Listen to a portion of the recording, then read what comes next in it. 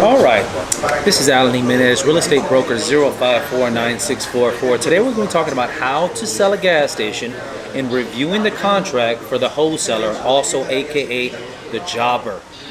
So you're going to hear this term a lot when dealing with a gas station. They're going to ask, who is the jobber or who is the gas supplier? Okay, so it's very, very important that you understand and know what to say. They're going to say, what are you getting the gas at plus they're going to say prime plus one usually, or something similar to that. Wholesale plus one, wholesale plus two. They're going to say how many pennies above wholesale. How long is the contract valid for? When did he enter contract? How much did he get to sign up the contract? So okay, so for instance, we talked about this in a previous class. When you sign up with a wholesaler, with a jobber, you're going to get a bonus. Now this is where the double-edged sword or the double-edged goes into effect.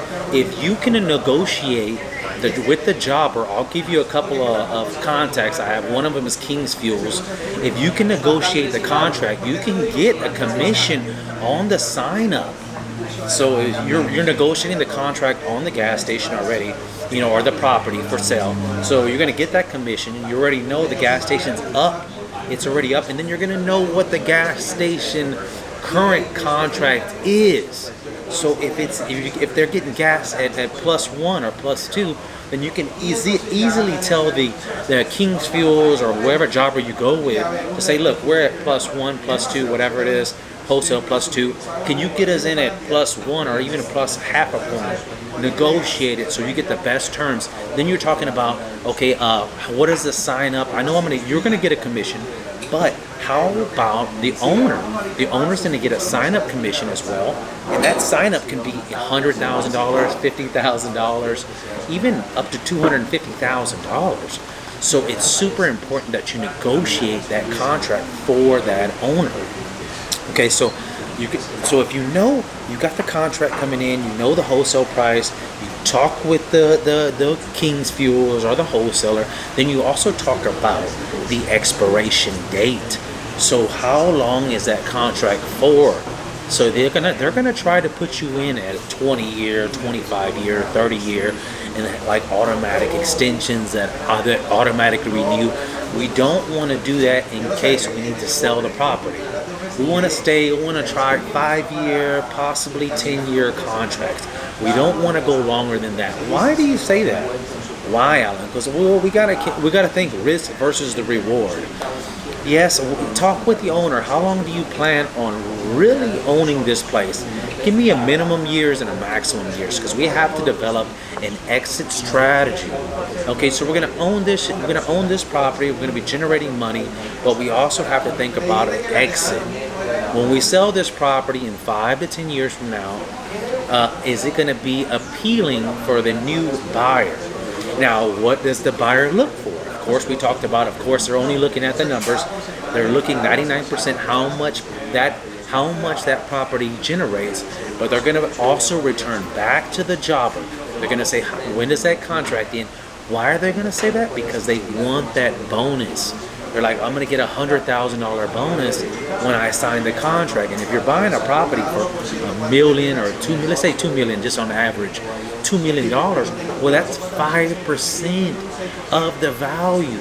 So if you put 30% down on 200, that's $600,000. You're telling me I'm going to get $100,000 back from just signing the contract?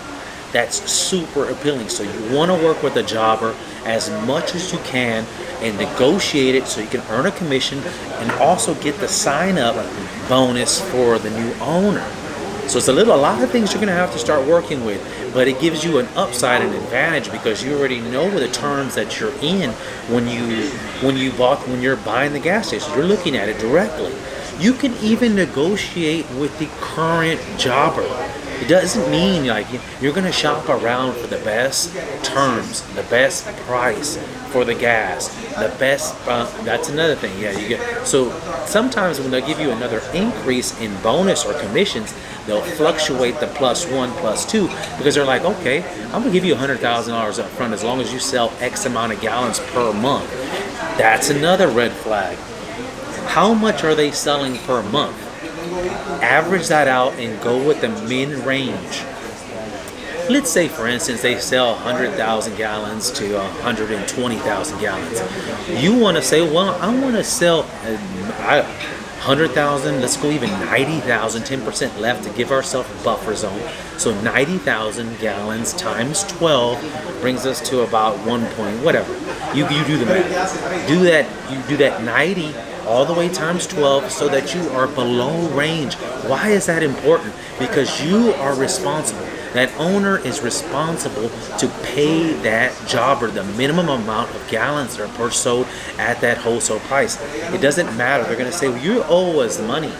You gave us a contract that said that you were going to pay, that you were going to sell 90,000 gallons and you only sold 80,000 per month. At 10,000 gallons, somebody has to pay for that commission. Not necessarily the gallons, but the commission. So the price for the jobber may be, I'm just doing it, I'll throw in a number out there easy, maybe $2. And then there's taxes and it's just whatever, let's just make it easy. And then the commission may be 30 cents to the jobber. So he's gonna say, you owe us 30 cents times 10,000 gallons. And they're like, well, I already sold the property. No, in the contract, they're gonna put, I put a lien on this property. They do put a lien on that property in the first position or second position right after the mortgage. It has to be paid off.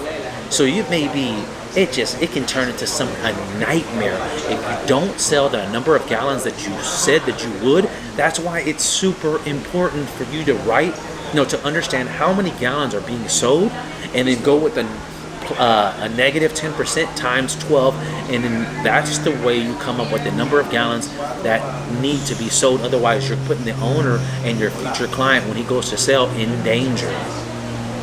Super, super, super important. These are things they're looking for when working with a jobber. So now we talked about negotiating, getting the contract, negotiating the gas, negotiating the terms, how many gallons are sold per month. You understand the calculation. So now you can go in hands over fist. You know what's going on with the jobber. I'm even going to give you a few contacts with the people that I know. They're hard to get in contact with because, let's face it, they're billionaires, But you just send them an email and say, hey, I got this property, I'm willing to sign this, or just introduce yourself, and then you can get something going. Okay, so that's it for the jobber. We're going to be talking about creativity options to sell a gas station next in the next class.